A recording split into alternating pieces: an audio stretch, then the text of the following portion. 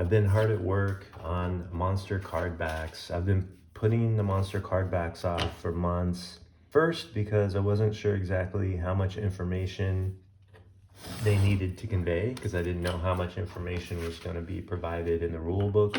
And every monster has some sort of unique behavior, and it would really be challenging to cover all that in the rule book. So I was kind of wrestling for a long time with whether to even put information on the monster card backs. I finally finished a first version of the monster card backs. I would say the feedback I got on the new monster chit designs is probably the most mixed, most divided feedback I've gotten on anything so far. I would say just about half the people like the old monster chits better, but it was a tough call. The portraits read a little better to me.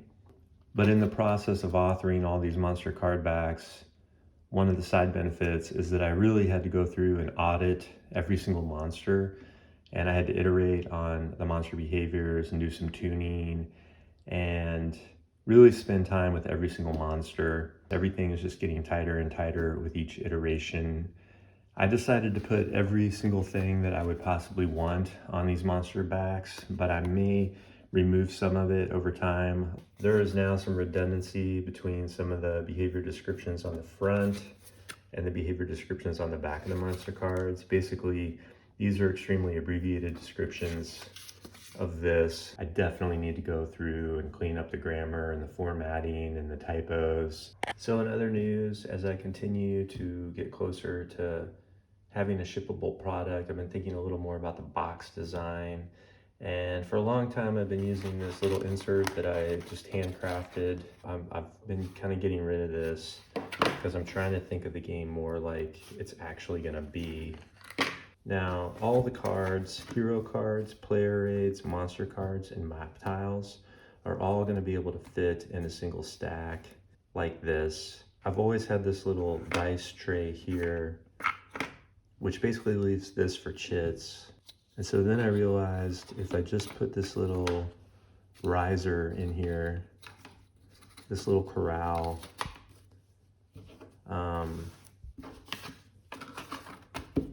then it would actually keep all the cards in their place, and then all the chits can basically fit in this space.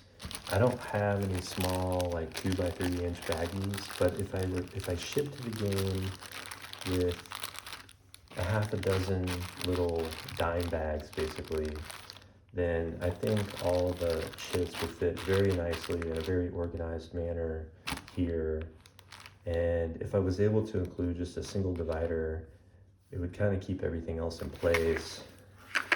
So this is sort of roughly my new dream for how the game would ship. And then the rule book just sits on top. Now the scenario book's gonna have to fit on here too, but it's thinner than the rule book, so I'm hoping that both books will still be able to fit. So what's left in order to ship out public beta copies?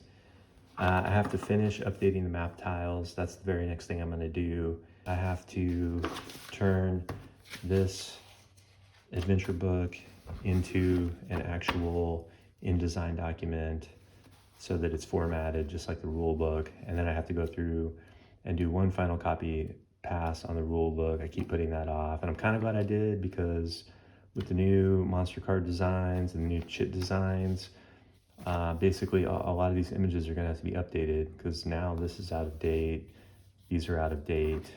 And that's it for public beta. Update map tiles, format adventure book for printing, and update rule book. And then hopefully I can print out 5 copies of this, 10 copies of it, send out some copies for testing, and get some feedback on it. In other news, I've been working on my Fighting Fantasy art folios. I decided to reprint it on my other printer, my laser printer, as like a half letter size, just to see how that would turn out. And I find this to be maybe a little more useful. And then I went ahead and did book number 6, Death Trap Dungeon. And it's kind of fun developing a little library of Fighting Fantasy art. And then eventually I can take all these little booklets, turn them into signatures. You know, a few months from now when I have it all done, I'll turn it into like a one-of-a-kind hardback. Also, I was waxing poetically about Alan Langford, and then I was doing some research and found out that he just published a graphic novel back in 2020.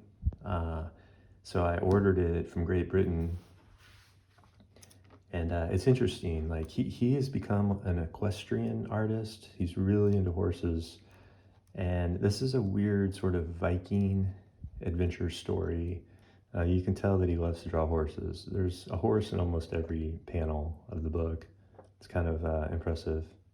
Horses are really hard to draw too. This is just kind of an interesting little discovery I made after having discovered Alan Langford. And then finally, an online friend of mine gave me access to many, many gigabytes worth of art that he's collected over the years. And instead of just doing a full dump of all this art onto my hard drive and then maybe never looking at it, I decided that every day I was just gonna go through like a couple artists from this archive. The first artist that I looked at from his online archive was Adrian Smith. And I've decided that I'm gonna pick out the artists that really moved me and just copy their images over to my hard drive, and then pick out several of my favorite images from each one of those artists and print them. And so in doing so, I'm taking this huge database of all this really inspiring art and kind of narrowing it down to the most powerful pieces. And I just printed out like 6 images of his. This represents his more kind of sketchy work, but I just think there's so much emotion and mood and attitude with this stuff that I just really love it. It's really inspirational, and it gives me a lot of ideas about ways that I can improve. But I was just trying to figure out a way to accept the gift, but then figure out how to parse it and pick and choose like the stuff that really means the most to me, and then compile it and then have it and use it as creative fuel. Thought I would wrap up with a quick spin through the monsters and highlight some of the newer changes I've made to the monster behaviors with the addition of monster card backs. For instance, the Megapede.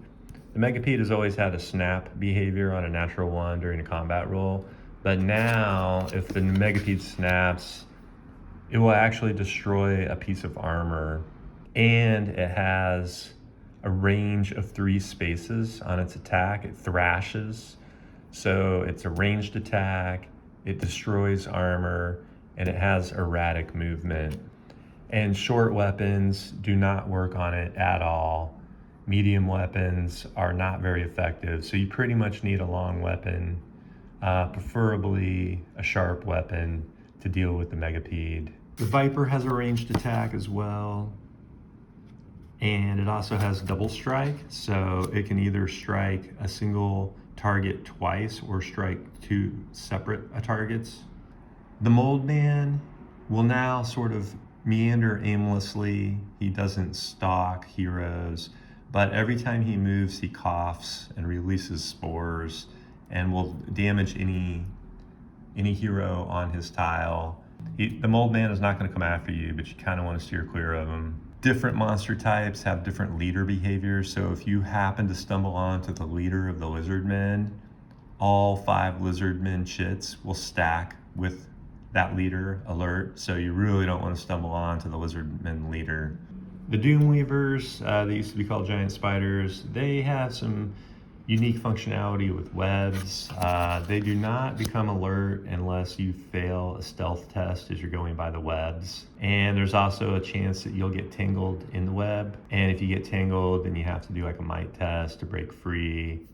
And then some monsters can only be destroyed with certain dark relics. So like the Doomgate can only be destroyed with the Dark Stone. You can't fight the Doomgate. You basically have to have a Dark Stone. You have to throw the Dark Stone into the Doomgate to destroy it.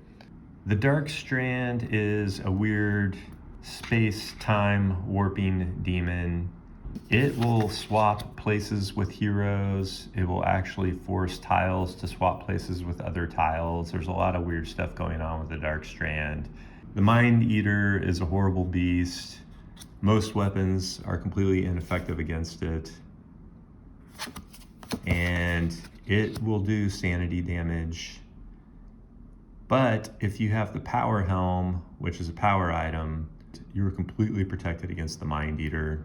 So very helpful to have the Power Helm if you're going up against the Mind Eater. The Skeleton Warriors are now immune to fire. You cannot burn a Skeleton Warrior. There's nothing left to burn. They're basically just a pile of bones. Let's see, zombies are not immune to fire magic. I did a lot of copy pasting, so there are a lot of little bugs that I need to fix. Now the mummy can only be destroyed with fire. 3 hit points, it's very powerful. And the final hit has to be fire magic, or you have to sacrifice your one and only torch. Zombies are ravagers, which means that they will continue to attack incapacitated heroes. These are all undead. The clerics can turn the undead, but the cleric spends 3 sanity to turn a mummy. The necromage during the monster phase will elude. He'll move completely off the map near a tile exit to basically to an unexplored tile, and then he will summon zombies where he was before he eluded.